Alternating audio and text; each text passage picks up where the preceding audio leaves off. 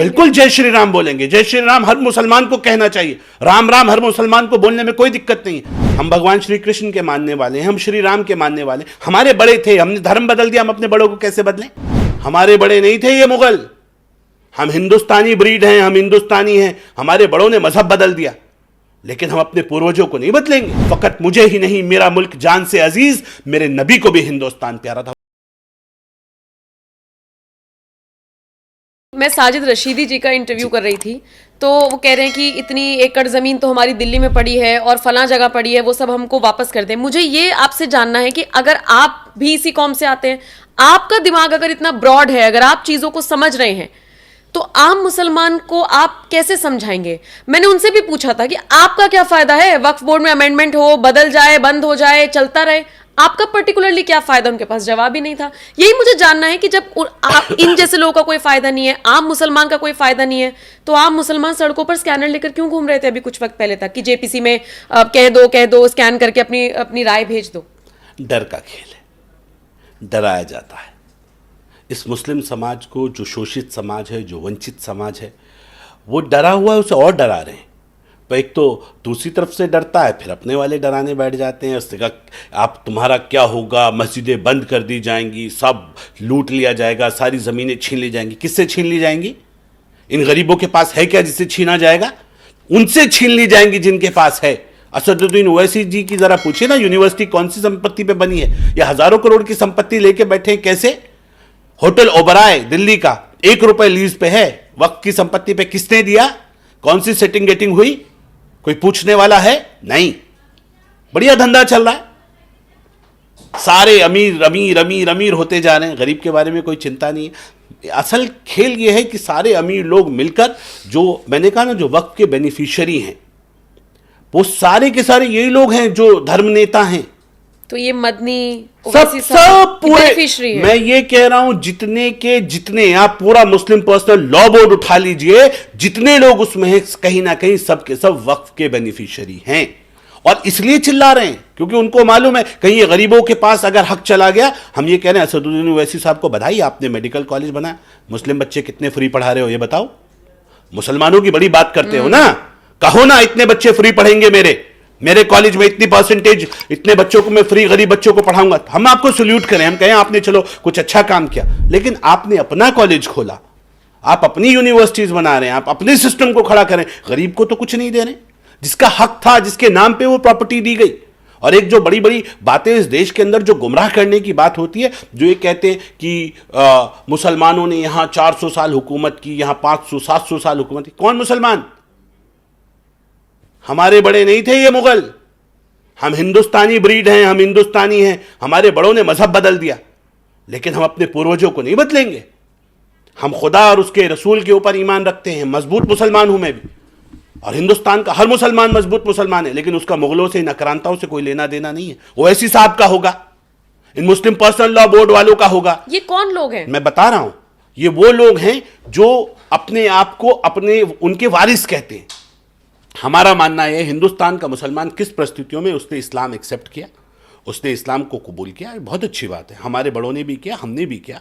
हम अल्लाह और उसके रसूल के मानने वाले लोग हैं। हम निरंकार ईश्वर को मान रहे हैं। हमारे भाई जो सनातन के मानने वाले हैं वो आकार को मान रहे हैं, लेकिन इसका मतलब ये नहीं है हम अपने पूर्वजों को ना माने। हम भगवान श्री कृष्ण के मानने वाले हैं, हम श्री राम के मानने वाले। हमारे बड़े थे, हमने धर्म बदल दिया, हम अपने बड़ों को कैसे बदलें?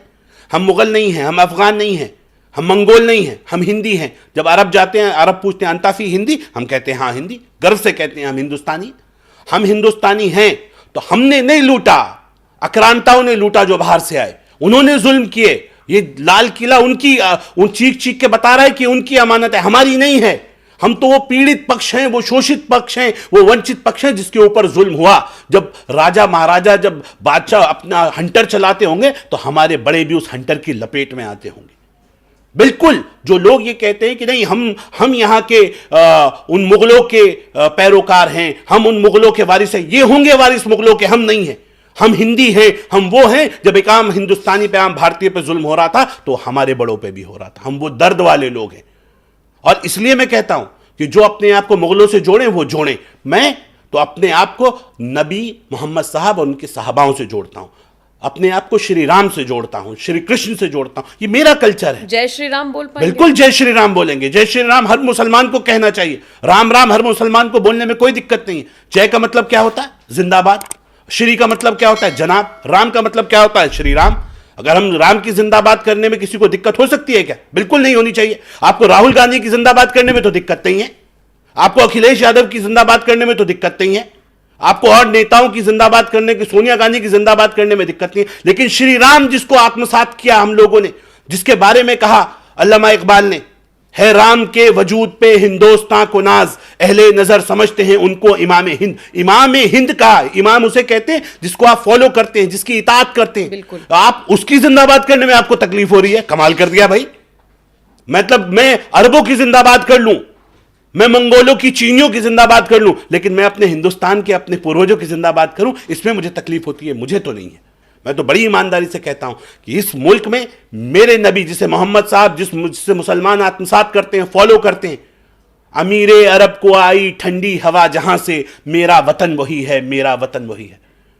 मेरे नबी के लबों पे भी आया था इस मुल्क का नाम, यहां वफा है, यही आपका इशारा था। फकत मुझे ही नहीं, मेरा मुल्क जान से अजीज, मेरे नबी को भी हिंदुस्तान प्यारा था। वो मुल्क है जहां वफाओं की खुशबू आती है। मेरे नबी को जहां से कहा गया कि यहां से वफाओं की खुशबू आती है, वहां बेवफाई कैसे हो सकती है? इसका मतलब ये जो चंद मौलाना बैठे हैं, धर्म के ठेकेदार बैठे हैं, जो देश को बांटने का षड्यंत्र कर रहे हैं, ये उनकी कॉन्स्पिरेसी है।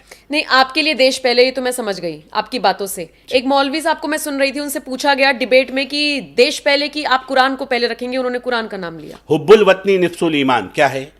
वतन से मोहब्बत आधा ईमान है। वतन से मोहब्बत आधा ईमान। और अपने वतन से मुसलमान कितना बड़ा देशभक्त है, इसका सबूत आपको इस्लाम देता है। लोग ब्याज खाते हैं, मुसलमान ब्याज नहीं खाता। क्यों नहीं खाता? कभी जानने की कोशिश की? मुसलमान ब्याज इसलिए नहीं खाता कि ब्याज खाने से देश की इकोनॉमी कमजोर होती है। आपके जो दूसरे लोग जिसको आपने ब्याज में दिया, वो उससे तड़प तड़प के नीचे जमींदोज होता जाता है। जो ब्याज लेता है, जिसे ब्याज आप लेते हैं, तो वो कमजोर ना पड़े। आपका हिंदुस्तानी भाई कोई कमजोर ना हो जाए। आप अगर मुल्क में रहते हैं तो उस मुल्क से वफादारी कीजिए, उस मुल्क से ईमानदारी कीजिए। और मेरे नबी ने कहा कि मुल्क से वफादारी ईमान का आधा हिस्सा है, ये इस्लाम की लाइंस कहती हैं। लेकिन आप कर नहीं रहे हैं, आप खुरापात कर रहे हैं। आपको जरा सी कुछ लाइन आती है तो आपको दर्द, ओहो इनका दर्द देखिए, आप कमाल का दर्द है भाई। पाकिस्तान में कुछ हो जाए, दर्द यहां से निकलता है मौलानाओं की। कहीं दुनिया में कहीं मुसलमान को दिक्कत होती है, यहां से दर्द। चलो माना हमने, होता है, धर्म के आधार पे भी कुछ सेंटिमेंट्स जुड़े होते हैं। लेकिन ये क्या सगे भाई का हिस्सा नहीं दे रहे हो? नहीं नहीं, सगे भाइयों के साथ जुल्म कर रहे हो, बहनों का हिस्सा शेयरिंग नहीं दे रहे हो। अपने लोग जो अपने, जिनको आप हमवतनी कहते हैं, हिंदू भाई, उनके साथ आप इनजस्टिस कर रहे हो और दर्द हो रहा है आपको बहुत ज्यादा। ये दर्द नहीं होना चाहिए। नहीं, नसरुल्ला जैसा कोई मरता है तो यहाँ मातम मनाया जाता वही है। बोला। और जम्मू कश्मीर में कोई मुस्लिम शहीद हो जाता है, उसके लिए चूक तक नहीं मैं ये मिलती। कह रहा हूं ना, आप करो ना, हम मना नहीं कर रहे हैं। हम कह रहे चलो आपको भी दर्द होगा, आपके धर्म का आदमी है, आपको लगता है आपके सेंटिमेंट से, ठीक है। लेकिन आप अपने लोगों का हिस्सा, सगे भाई का हिस्सा मारने वाला मातम करे। सगे भाई का सगी बहन को जो हिस्सा नहीं दे रहा, जो प्रॉपर्टी में अपने सगे ताऊ चाचा का हिस्सा मारे बैठा है, वो बात कर रहा है फिलिस्तीन की, वो बात कर रहा है कश्मीर के मुसलमान की। हम ये कह रहे करो, कोई बात नहीं ना, लेकिन पहले इनका हिस्सा तो दे दो। अपने सगे भाई, जो जिन्हें आप हमवतनी कहते हैं, आप जिन्हें देश का अपने भाई भाई बताते हैं कि हम हिंदू मुस्लिम भाई भाई, इन भाइयों का मतलब क्या है? इन भाइयों का मतलब तुम इनका दिल दुखाओ और दूसरों को भाई बताओ, ये तो ठीक नहीं होगा। पहले अपने वतन के लोगों से, अपने भाइयों से मोहब्बत करो। आपको मैं बताता हूं, मैंने एक बुजुर्ग से सुना कि इस मुल्क का नाम हिंदुस्तान क्यों पड़ा। हिंद दोस्त स्थान, हिंद दोस्तों का स्थान है।